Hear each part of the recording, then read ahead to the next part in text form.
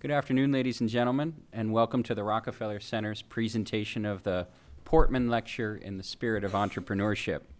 Our speaker today is Anne Mulcahy, the current chairman and former CEO of the Xerox Corporation. She will speak to us today about leadership lessons learned on the firing line.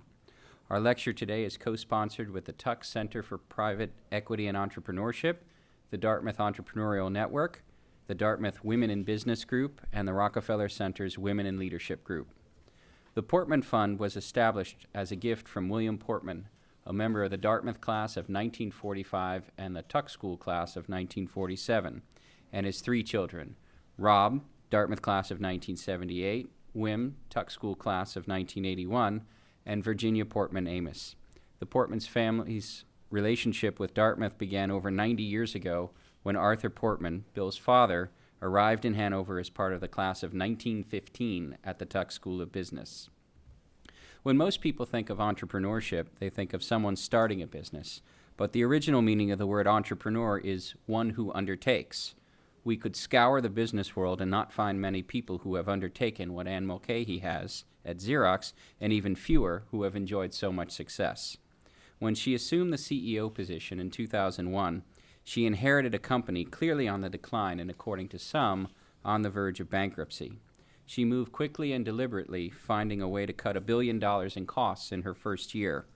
She worked to reposition the company out of the consumer printer market and into the high-end commercial color printers and copier services, where the company is now on a sound footing and moving forward in an extremely competitive market. Ms. Mulcahy is unusual in many ways, as I'm sure you'll learn from her remarks. But there are two aspects of her time at Xerox that I wanted to highlight by way of introduction.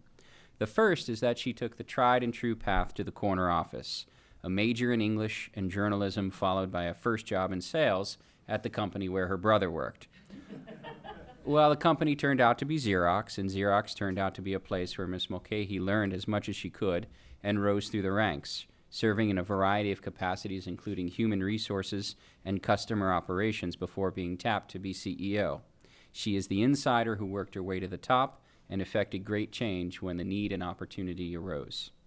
Second, the process by which Ms. Mulcahy relinquished her CEO office is the new standard for a seamless transition in corporate America. Given that, perhaps it won't surprise you to learn that when Ursula Burns assumed the CEO position of Xerox on July 1st, it was the first time in history that the leadership of a Fortune 500 company had passed from one woman to another.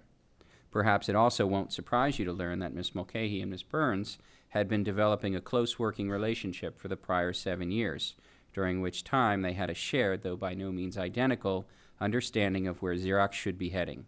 All institutions should be fortunate to have such leadership. Please join me in welcoming Ms. Anne Mulcahy.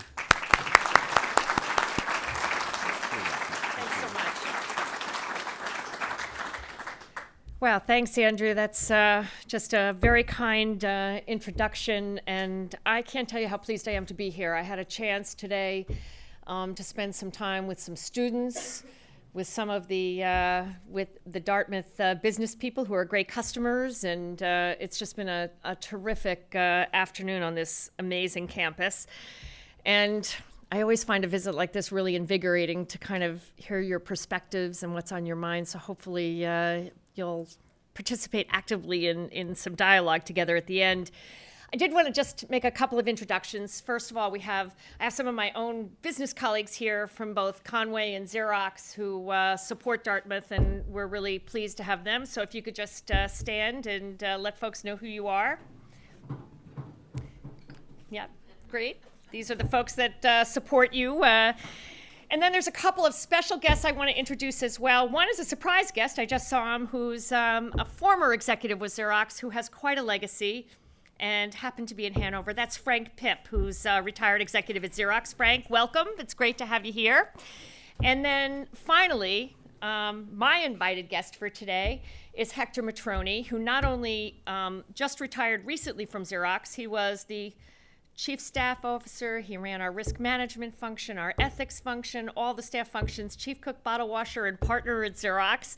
He also happens to be a Dartmouth alum, and he's here with his fabulous wife, Myra, who just also retired from an amazing teaching career. So I'm thrilled to have both of them with us today as well, so welcome.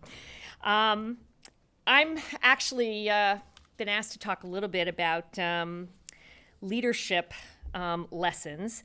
And I'm going to spend some time doing that. And I'm going to ask, when we get to the question and answer period, Hector kind of lived through this with me. I was incredibly fortunate to have Hector at my side. You know, my story may be unusual. Hector's may be more unusual. He came to the States from Cuba at the age of 12. His father had already passed away. He lived in New York City and wound up coming to Dartmouth, making an extraordinary success out of himself. We were fortunate enough to get him at Xerox, where he had a 36-year career, just amazing.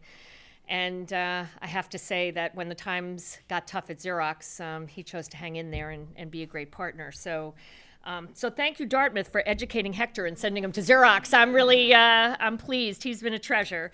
And you know, I want to talk a little bit about Dartmouth and Xerox, and in some subtle and profound ways, there's kind of a common theme here. And somebody once said to me that if you want to know institution, you have to look at the history and the roots. And Andrew, you were talking a little bit about the history of this lecture. But if you look back and think about the real beginning roots of our institutions, Xerox was born out of an idea and a risk. The idea was Chester Carlson's. He invented xerography, and he did it because his job was to go to the New York City patent office, and he would have to take handwritten notes of the information that he was looking for, and he set out to make a very labor-intensive process a little less tedious. And 16 months after identifying this problem, he actually invented the xerographic process. But it turned out that the world wasn't quite ready for his innovation. A long series of blue chip companies turned down the xerographic process, including IBM, by the way. And 16 years later, a man by the name of Joe Wilson took the risk. Joe bet his family business, his entire fortune, on the commercializing the world's first plain paper copier. Obviously a gamble that worked out pretty well.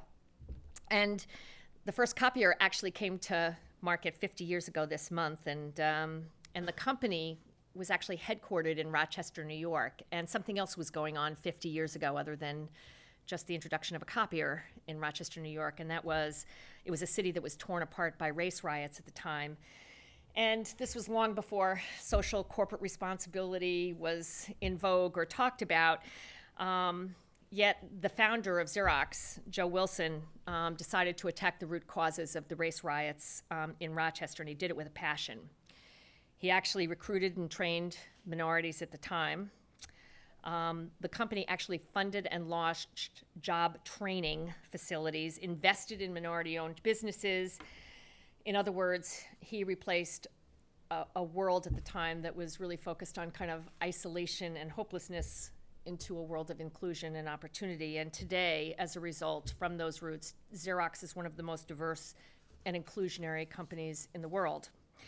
So I don't know a lot about Dartmouth's roots, but I do know that when Reverend Wheelock founded Dartmouth in 1769, what he had was an idea and a courage to take a risk. And he had inclusion in mind as well. He wrote that he was founding the institution for, and I'm quoting him, the education and instruction of the youth of the Indian tribes in this land, and also of English youth, and any others who might want to study here. And it kind of blew me away. This is a decade before the Revolutionary War, a century before the Civil War, and Dartmouth was opening its doors to all. And therefore, it's no accident that it's such a diverse community today. And I took a look at Dartmouth's core values and found words like excellence and independence of thought, culture of collaboration, creative work, diversity, mutual respect, and integrity. And I have to tell you that lots of people use those same words, but they really are a part of what makes our company striking, and that's the qualities that are focused on in an education here are exactly what we look for in Xerox. And I think our founders would have respected each other a great deal and would certainly approve of a subject of today's discussion, which is leadership. So I do not pretend to be an expert or a student about leadership, but you learn a lot when you're helping a company that's in a serious crisis navigate through some very turbulent times. And I've been struck by this growing awareness in the business community that we need today more than ever leaders who not only strive for achievement and results, but are really concerned with impact and with legacy. And this really resonates with me in a new way because I've wrestled with some of these issues over time. Things like short-term versus long-term, quarterly earnings versus the long-term good of a company. Managing results versus really leading change and transformation. Delivering customer and shareholder value versus leaving the planet a better place than we found it. And this concept of achievement versus impact kind of sweeps all of those tensions under one roof, and it provides, I think, a powerful approach to how we think about leadership. And I think the bad news is that we don't get to make choices today. We really do have to comprehend all of those objectives. But the good news is that I don't think that they're mutually exclusive. And I'd like to focus on our experience with sustainability as an example as to why you really can have impact and results. And it's not a choice between improving the bottom line or improving the environment. You can do both. And it's easy as we sit here today in Rockefeller Hall that much of the world really has a very different reality. A few facts that kind of give you a context for that. 1/5 of the world's people go to bed hungry every night and certainly wake up without much hope. 4 billion people, by the way, that's 2/3 of the world's population, currently live on less than $2 a day. More than 1 billion of the world's population can't read or write. More than 40% of the world does not have basic sanitation. More than 1 billion people drink water that's unsafe, leading to the death each year of 2 million children.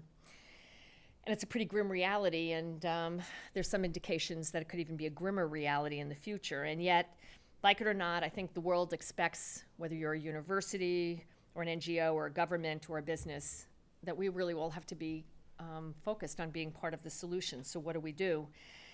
And I'm a big believer that there really is a consensus in the world now that the answer to lifting up the world's poor and disenfranchised is economic development. We operate in 160 countries around the world, and I have visited many of them.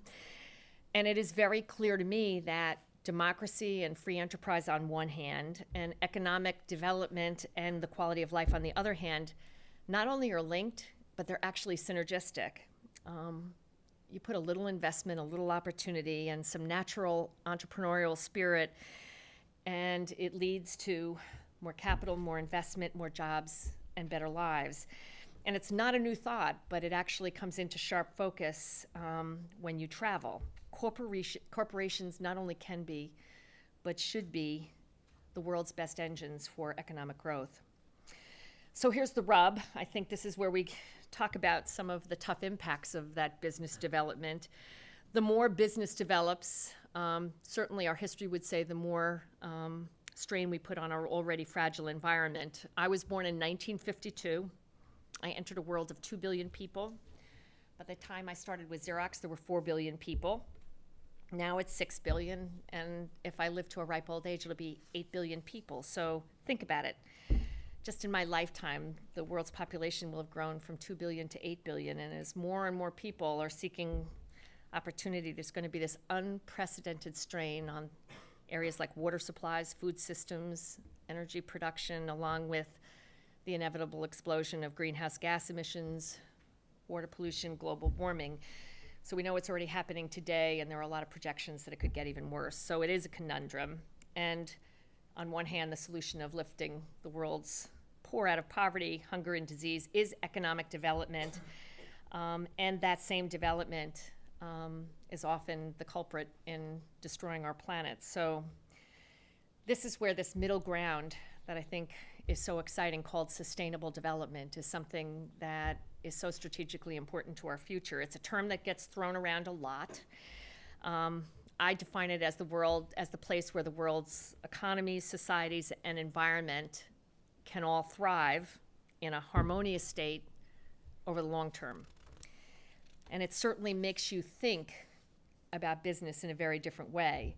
You have to think about it as a triple bottom line: operating businesses in a way in which economies grow, societies can benefit, and the environment's protected. And it's really not as difficult as you think if you look at leadership through this lens of impact.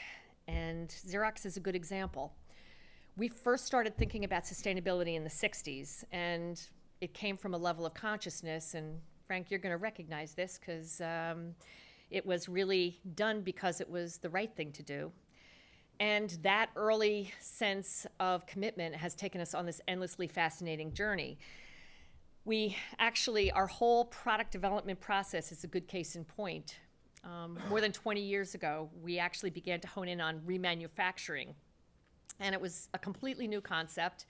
We would take back copiers and printers that would have wound up in landfills, and we either reused the parts or we remanufactured the entire device. We didn't know if there was a market for remanufactured devices, but we soon found out that there was a segment of the market that actually preferred them. And that led us to the realization that we could save even more money if we actually started designing our products from scratch with reuse and remanufacture in mind. And the results have been just extraordinary in terms of what the impact has been over the last 2 decades. We estimate that we've given new life to the equivalent of more than 2.8 million technologies. Last year alone, we diverted more than 122 million pounds of waste from landfills. So this kind of idea of innovating with an eye towards sustainability is really a big deal. We were an early leader in the green movement because we thought it was the right thing to do for the environment, but we discovered something else along the way, and that's the vast majority of innovations ended up either saving us money or creating new market opportunities. And that's really been true, I think, a lot of other things at Xerox, whether it's innovation or diversity or community involvement or a focus on reputation. All these things started as the right thing to do, but they matured into great business practices and eventually became integrated into the way we run our business. And this context of not having to make choices between the right thing to do and providing profit to our shareholders is one that I think its time has come. We don't have to choose between achievement and impact. We actually have to do both, and I think that's become a huge part of what corporate responsibility is all about. And of course, as with most things, it always starts with leadership. And we have a lot of really smart and talented people in our companies. And when they're aligned around a common set of goals, they can actually move mountains. But you do need to have the right leadership. And as I said, I don't pretend to be an expert in this area, but I've given it a lot of thought. And what I'd like to do in the next few minutes is to kind of spell out a 5-step process that I truly believe impactful leaders seem to follow, and then add a few qualitative comments on what great leaders seem to do almost intuitively. First, great leaders are really good listeners, and they generally really want to hear what other people have to say. And it sounds just so logical, but often not practiced with much success. I think that it's something that I care a great deal about. I try to spend a lot of time meeting with our customers, with our shareholders, with analysts, with our employees. And sometimes there's an agenda like getting business, and sometimes it's just really to listen to their views on the business and really try to incorporate that into what we need to be doing better at Xerox as a company. And it's hard to make time for listening, but I have to tell you, it's the most valuable investment good leaders make. It really does and should help influence long-term strategy, and it helps shorten, I think, or focus on shorter-term objectives as well. It allows you to kind of move resources and put them in the place where they can have the most impact. It gets you out of the corner office. It gets you to be in touch with real people and their needs and hopes. So it helps leaders follow a process of leadership that's important today, but even more critical as you think about the decisions that you're going to make in the future. Secondly, good leaders really have to have a clear vision of where they want to take their organization, whether that's an entire company or a division or a team. The importance of that, I have to say, was something that I learned. It was a real eye-opener to me when we were communicating with Xerox people several years ago. Back in 2000 and 2001, I was really focused on helping Xerox people understand that this was a company that was survived, and someone gave me some very good advice. They said even while Rome was burning, people wanted to know what the city of the future would look like, and I didn't get that. I didn't get the fact that particularly our people needed a clear picture of where we were heading. I believe that the single most frequently asked question was not whether or not we were going to survive, but what we would look like when we came through the crisis. And it was this, amazing, I think, act of confidence and optimism that even in the face of extreme adversity, people really wanted to know whether it was worth staying, whether, they could be part of a company that, really provided a future for them. And I'm not great at PowerPoint slides and vision statements, so we did something a little bit different because we really wanted to communicate with everybody at Xerox, and we wanted to tell a story. So we actually wrote a Wall Street Journal article. This was 2001. We dated it 2005.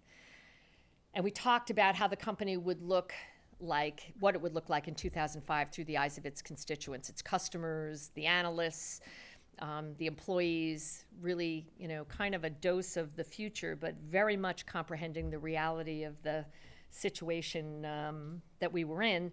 But it forced us to express our vision in plain English, just like a newspaper article. And it gave people this sense of optimism based upon reality, the fact that there was a roadmap, that we had an idea of where we were headed. It wasn't just about survival. And I think it gave homage to the fact that good people, great talent, always have choices, and they wanted to sign on to something that they believe in, and it's critical to give them that. Next, I think great leaders assure the organization's investing in areas where your customers need help, in innovation for the future. You invest even in the worst of times so that you can have the best of times going forward. So we were dramatically reducing our cost base. Andrew talked about the $1 billion in the first year. Well, we took $3 billion out of the business. And during that period of time, we put a fence around our research and development functions so that we would continue to invest in the future of the company.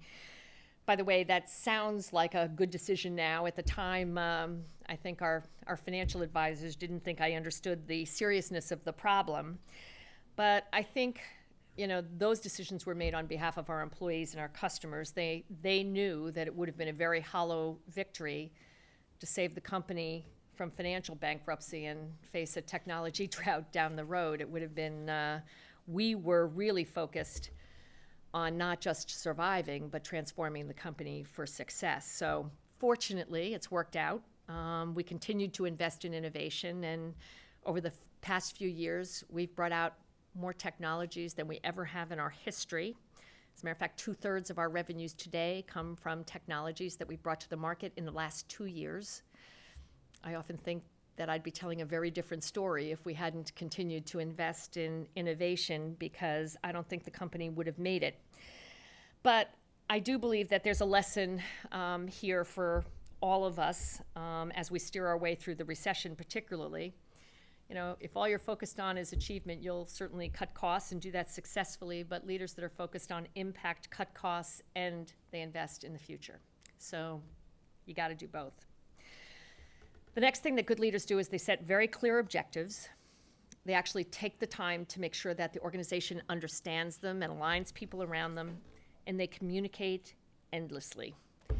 And that was a big part of how we got the alignment of our people around the turnaround strategy. Somebody told me that when times are good, you should always talk about what needs improvement, and when times are really bad, you can assure people that things will be better. And even, I have to say, at times when our problems seemed insurmountable, I think we as a leadership team took the approach that we would be realistic about our problems and look in the mirror and confront reality, but we'd also be confident that we could overcome them. And this is where, in a world of video conferencing and email and texting and all sorts of alternative communications, face-to-face communication counts. Touch counts, as you really have to ensure that people understand the message, that they assimilate it, that they have a chance to dialogue about it, and that they can own it.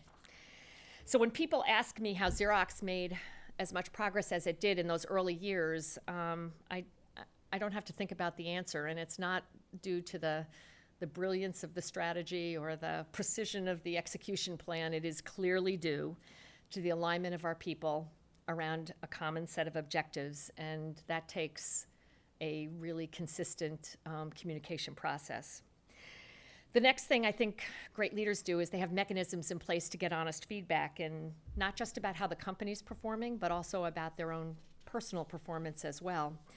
I certainly like to think about myself as open and approachable, but I have to tell you that things do change as you go higher up in the organization, and it may be subtle, but they do change nonetheless. People around you want to please. They're more respectful. They're more easily intimidated. And if you're not careful, you can begin to delude yourself and lose touch. And it's really a big problem because the longer it takes for you to understand the problems in the organization, the bigger the problems get and the harder they are to solve. So the ability to kind of raise problems quickly and create an environment where people have that the courage and the conviction to kind of put the issues on the table is really important. And you have to work at developing honest critics, making sure that you have an environment where they can tell it like it is, and you cannot leave it to chance. It is incredibly important. And I think good leaders really do understand the source of success. They're never confused. They know it comes from the people that they're privileged to lead. They have to surround themselves with the best people possible. They need to make sure that they're in the right roles. They have to let them do their jobs. They have to respect and have confidence in the people they choose. They certainly use the word us a lot more than they use the word I, and they're clearly inclusive in terms of the way they view talent.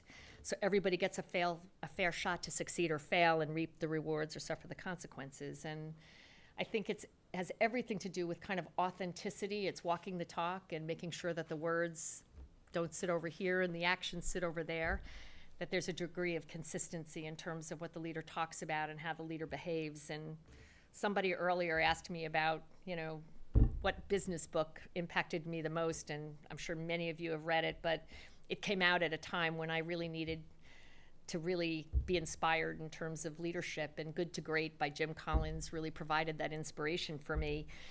And, he looked at companies across the board that had delivered great results over a long period of time and what separated those companies from other companies. And of course, the not surprising answer was the quality of the leadership. But here's what is surprising. It was a time that, kind of the celebrity CEO was in vogue, and what he found is that the difference between good leaders and even really good leaders and great leaders was a paradoxical blend of certainly the ambition for the company, but personal humility. So kind of this personal humility, but professional will.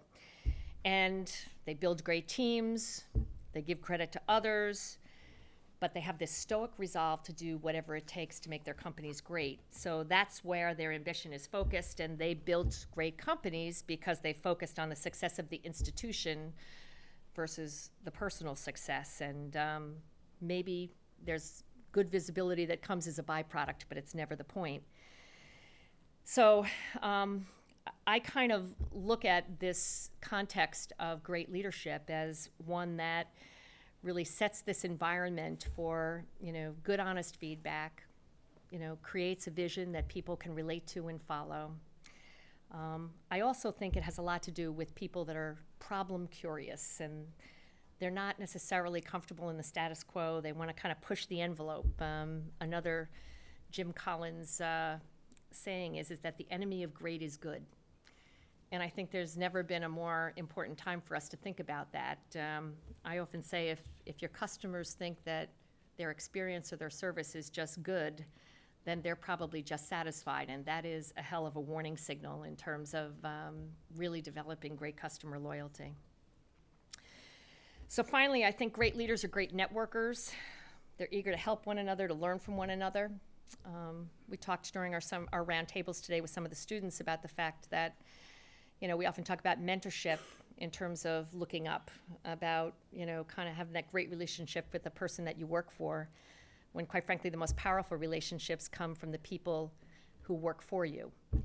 And that those relationships and really ensuring that you build a constituency of support in terms of your leadership is really far more powerful. And, clearly, I think coming into Xerox at a time when the crisis was ahead of us in full blown, it was really important to have some goodwill and all of that great constituency support in order to get things done. One thing about kind of learning and understanding about how to ask for help. When I came into the CEO job, obviously Xerox had lots of problems, and needing to understand when it's important to ask for help can be critical for a company. And I'll give you two examples that were pretty powerful for Xerox. I actually picked up the phone and called Warren Buffett. I had never met him, and I wasn't exactly sure how he might help. I was hoping he might invest in the company, but more importantly, I was hoping that he'd give me some great advice as well. And, surprisingly, he answered his phone and invited me out to Omaha and gave me some extraordinary, great guidance about focus and what was important at a time like this. And he's been a great friend ever since, a great supporter. And I have to say that, sometimes the courage to just pick up the phone and ask for help can be a really powerful dynamic. Another one, and Hector, you'll remember this one, when we were renegotiating our line of credit, which if it wasn't renegotiated, we had 60 banks all who had to sign a renegotiation document. And if one held out, then the company would have defaulted and gone into bankruptcy. We had a couple of holdouts. I remember saying to someone at the time, well, who can help us? Who can help us get this done? And somebody said, well, you've got to go to somebody who's got extraordinary influence and power on Wall Street. That would be Sandy Weil.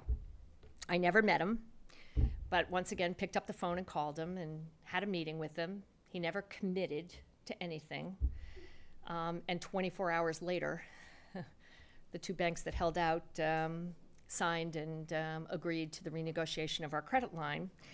And it was another great example that, using resources, networking, having the courage to say you don't know something and ask for help really can be a powerful experience. So anyways, I'm going to stop there.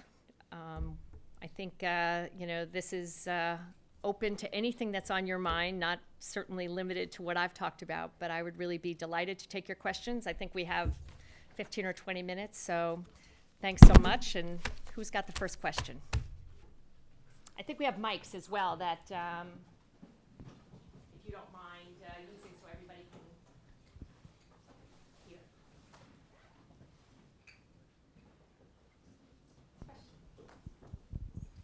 First here and then What's the scariest point for you in renegotiating? What was the scariest point for you in renegotiating or in navigating Xerox through this morass of worry? Well, I think that, I think probably the scariest consequences were the fact that this was a very big company. We had about 75,000 people. And the responsibility of knowing that if you didn't get it right, that, clearly jobs and families and retirements and health care and all the things that go along with having a successful company were at risk was a huge responsibility. And along the way, that clearly was, I think, a passion for all of us, that we were going to do everything possible, not knowing whether it would all work or be successful. But there were times when I have to say it did seem insurmountable. That was one. The whole access to capital was a huge issue for us at a time. We had $19 billion of debt. It was a pretty ugly time from a financial perspective. So we had to crawl out of a big hole. That would be one. I think another really painful time was that we went through an SEC investigation. We were kind of a poster child for the corporate crisis early on.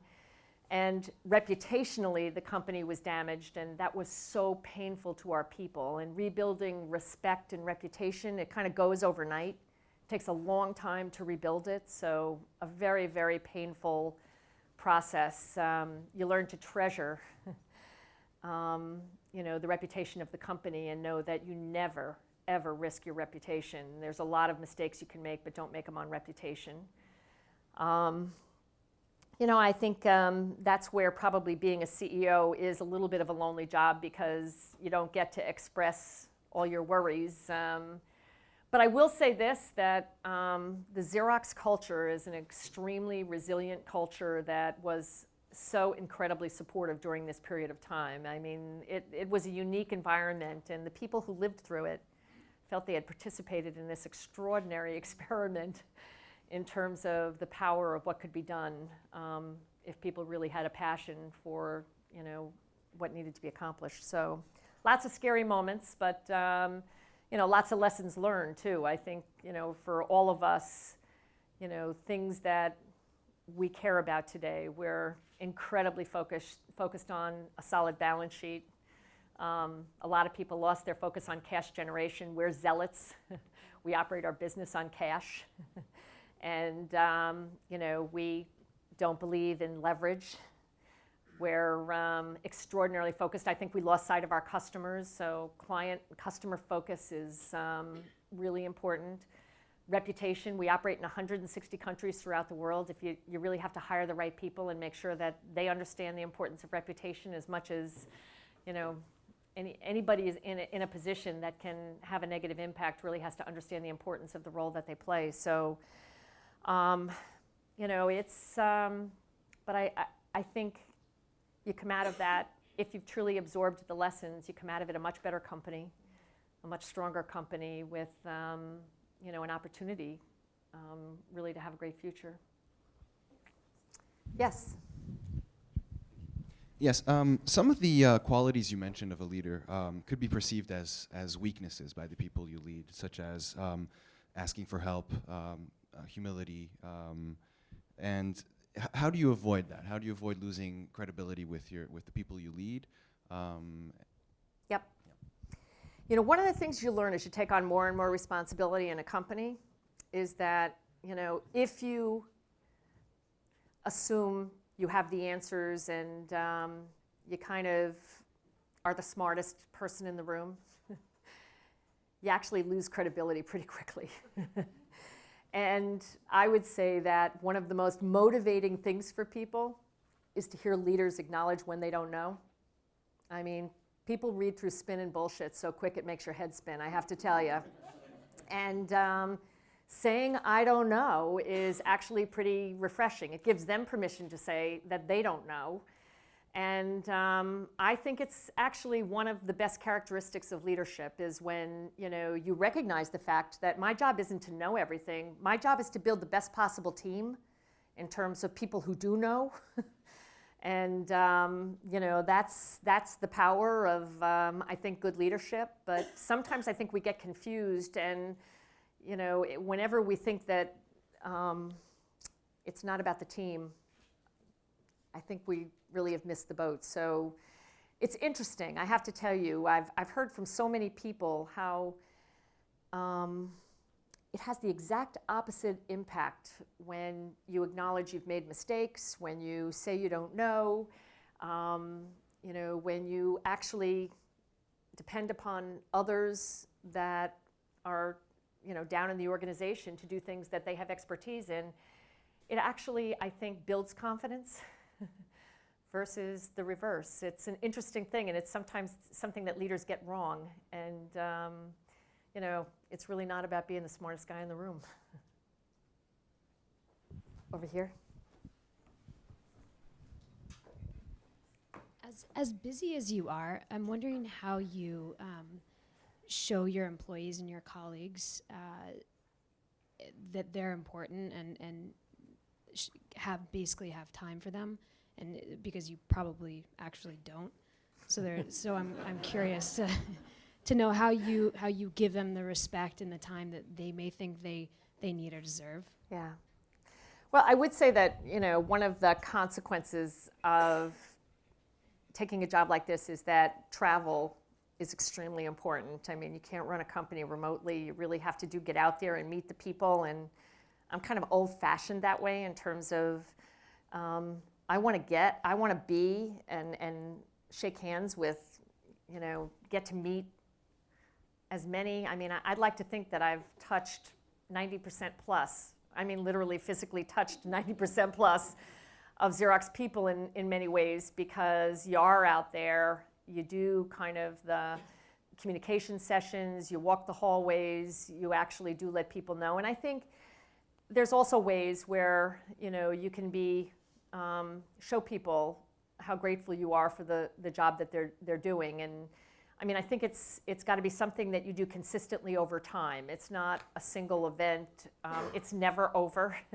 You always have to kind of stay the course in letting people know that they're valuable and they make a valuable contribution to the company.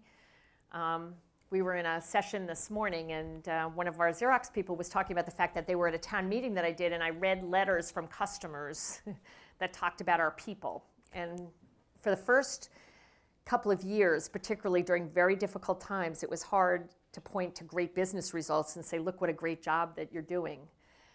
But there were always examples of great people doing great things and making sure that, you know, you'd read a letter, a testimonial for someone who went the extra mile or, you know, did something that really was exceptional to satisfy a customer.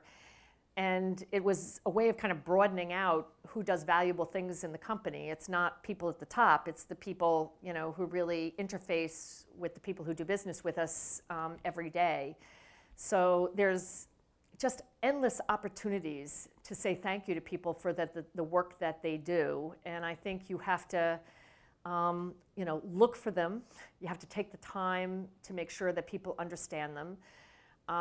You know, people like to feel rewarded and paid fairly and all of that, but I got to tell you, it pales in comparison to feeling that you're appreciated on the job and that you have impact, that you actually make a difference in the company. So in the absence of that, I think it's really hard to satisfy people monetarily or with bonuses or any of that. It's really got to be about the fact that I'm valued and I make a contribution. And I think that's just something that is, you know, an everyday job of a leader that, you know, you better find a lot of reasons to say thank you every single day because they're out there, and I think it sets a tone of appreciation in the company that's really important.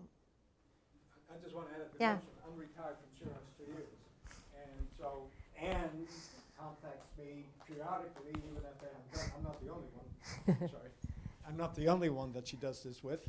But her contacts and her keeping in touch and relationship, it's not just with the current Xerox employees, it's with people like me who have retired from Xerox. And this morning, in other places as well she has done it, she's looking already at people that might be coming into Xerox and creating a relationship with them. So she doesn't stop at start with Xerox and end with Xerox. She really looks at the whole spectrum of Xerox relationship inside and outside the company, as she just talked about. So I'm very grateful that she asked Myra and me to come here today at Dartmouth. She knew that I was a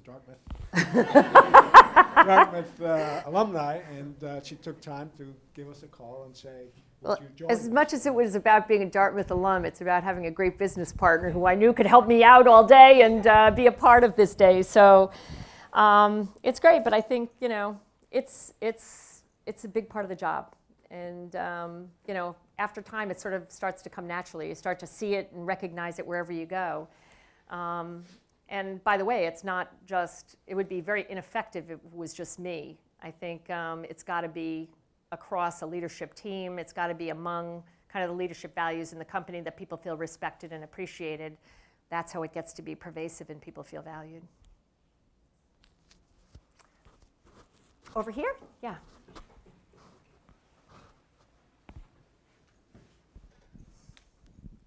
What impact do you think being a woman had on the way you were perceived on the way to the top and as a leader? Well, interestingly enough, I don't think it was that big a deal at Xerox. And part of it is that I think Xerox is somewhat of an enlightened company in the sense I talked a little bit about its roots being very much about diversity and inclusive, and so I actually inherited a very diverse team, and so I don't really think it. And I've been with Xerox for 34 years. I've managed most of the parts of the company. So from a Xerox perspective, I don't think it was terribly unique or that there was a lot of attention, if you will. I think it was more the external side of it that probably was a little bit more unusual. And I think the characteristic that I would say would be most difficult is that there is definitely a spotlight. There's a little bit of a magnifying glass because it was unusual. A little less unusual today than it was 9 years ago, but for a woman to be CEO. And there are times when that additional visibility is really welcome. During a crisis, it's not particularly welcome, and I would say we got more than our fair share of attention, partly because it was somewhat of an anomaly to have a woman CEO in place. So I felt really bad about that because the company got some undue attention that,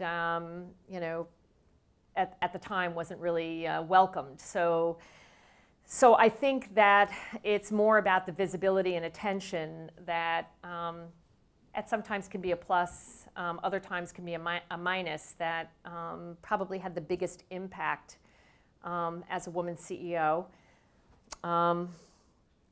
Interestingly enough, I think hopefully it's becoming, we've made some progress. There's now, I think, 3% of the Fortune 500 women are Fortune 500 CEOs are women. So it doesn't seem like much, but it was 1%, less than 1% 9 years ago. So I think the more success, the more cases, I think it gets to be less of a point of attention than it probably was at that point in time. So I at one point called up the Wall Street Journal because they run stories, and they would run stories and they would always put my picture next to the story.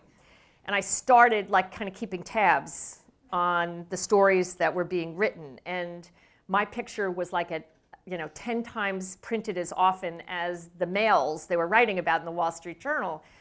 So I called up the managing editor, Paul Steiger at the time, and I said, I think you got a problem here, and I'd like to point out a bias that you have with your paper, and that is that I find that you print my picture far more frequently than you print other CEO pictures, and particularly it happened to be on mostly negative articles at the time, so I guess I wouldn't have minded so much if it was with record earnings and profit, but he said to me, "Do you understand what I do? I run a newspaper." And I'm into running a good story, and if that helps readership, then that's what I do. And it kind of was a little bit of a brutal reality at the time, but that was kind of the undue publicity that I think we got during that period of time. Yeah.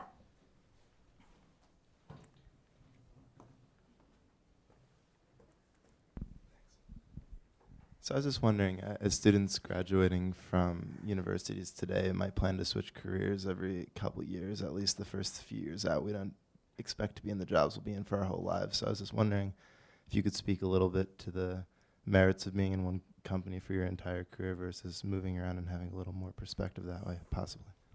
Yeah, so I think Obviously, staying with one company for 34 years is a little bit of an anomaly these days. And Frank, how long were you with Xerox? 22. Hector, 36.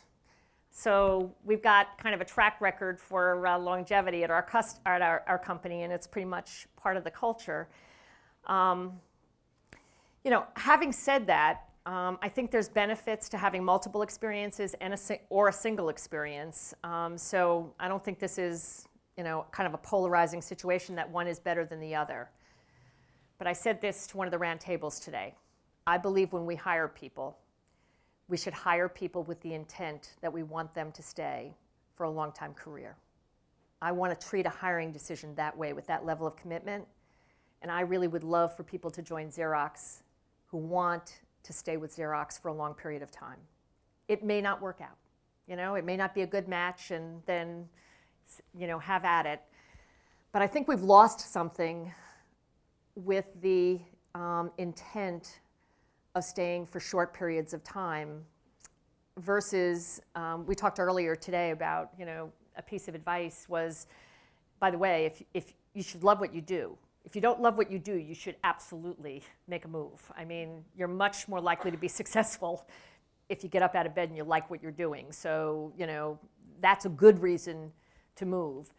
But moving just simply to kind of keep checking off experiences, to me, is not the most productive use of your time. I talked earlier about the fact that one of the great benefits of leading a company is that over time you build up these extraordinary relationships and networks within the company. You sort of develop a reputation, for performance, a reputation for relationship and respect. That's very powerful in terms of getting things done. So there are benefits, I think, to kind of investing in an institution over a longer period of time that you'll miss if the thought is, particularly if it's, I can make a little bit more money here and a little bit more money there. I think you sacrifice a lot in terms of what you miss in a longer term experience. So, you should never compromise your work experience and stay someplace that's, you don't feel you're valued or you can make a contribution. But I also think that, if you join a company and it's going well, give it a shot and try to play it out. I think the advantages and the benefits of playing it out are pretty extraordinary. And, hopefully, and by the way, we hire people, from outside the company, all the time. Probably 25% of my senior team has joined the company in the last 10 years. So it's not like we don't hire from the outside. So I think there's real value in that blend of hiring people with external experiences as well as having people grow from within. I just have this kind of principle about, when you take on a job or a company hires a person, that we ought to get back to the roots of really trying to make that a great employee experience. Yes. A important question in leadership is whither. And you described the article that you wrote looking towards the future.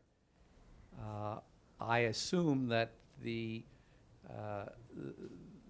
essence of that article was corporate strategy, and you started at a time where there were obviously failings in strategy and implementation, and I was wondering if you could describe that exercise in arriving at that strategy, whether it was a bottom to top or top to bottom exercise, and then how you went about formulating and getting buy-in on that as a leader. It's a great question. And I would say, by the way, the article itself was more than strategy. It was a lot about it was rebuilding reputation, brand esteem. So certainly with its roots in strategy, but we were kind of looking at it from a perspective of building a company that people could be proud of again. And so it was pretty multifaceted. But yeah, we definitely had a strategic issue at Xerox at the time. And it wasn't, quite frankly, due to a poor strategy, but it clearly was due to very poor execution at the time. So much more, I would say, execution-oriented. I mean, a lot of the good ideas were in place, but really hadn't been deployed and executed. A big part of the issue was really the productivity of our product development group. And what had happened during the 90s, we had had some very prolific technology, innovation periods of time, but during the 90s it really stalled, and we were not in a position where we were bringing a lot of new technology to the market. Our predecessor once said that we didn't launch products, they escaped, which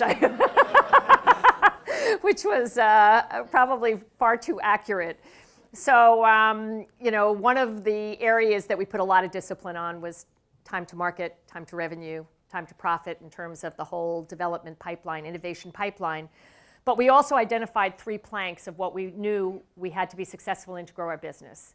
One was, now this is, almost 10 years ago now, the world was primarily still a black and white printed world. We wanted to lead the transformation to color. So we were going to shift a ton of our resources to being the best in terms of color, science, and technology so that we could transform the communications world. The second was we were going to take this enormous opportunity called offset lithographic printing, and we were going to start to bring digital properties and peel off applications that could be done in digital with personalized communication and a lot of value criteria that could be done with digital. So that was opportunity number 2.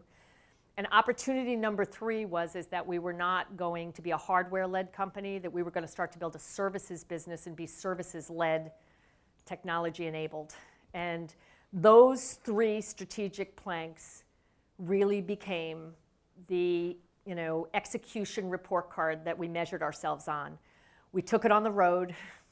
We worked in small teams. We gave people kind of the dry run, got their input. They had to understand the story. They needed to feel confident that we could build a future based on it so that they could tell that same story both inside and outside the company and start to build confidence in the future of Xerox. And I have to say that we've made a stunning amount of progress on the strategic initiatives. We are the world's leader in color printing. We literally invented the new business of printing, which moves offset to digital technology, and we've built to date a $3.5 billion services business, and we've just acquired a company that'll bring it to $10 billion, which is about half of our revenues. So today I would define our company around those strategic planks and say that is who we are today, where that was what we had hoped we could be in 2000. But it was clearly a team sport. We got tons of input. Our strategy workshops in every country, in every division around the world, kind of testing, resonating with the people of Xerox to make sure that they could. By the way, we had tons of customer engagement as well. It's where we started to bring our research and development people out to our customers and work with them on their sites. That was a complete shift in terms of how we thought about the development world. So a lot changed in a relatively short period of time, but those strategic thrusts really are what defines the companies today.